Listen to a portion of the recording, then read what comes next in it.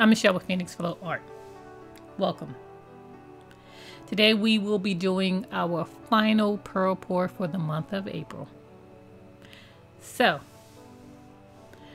also, today is April 26th. It's my anniversary.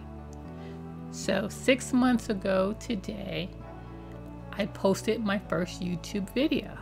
So again, thank you for all the support, all the subscriptions, all the likes, all the comments. It means a great deal to me.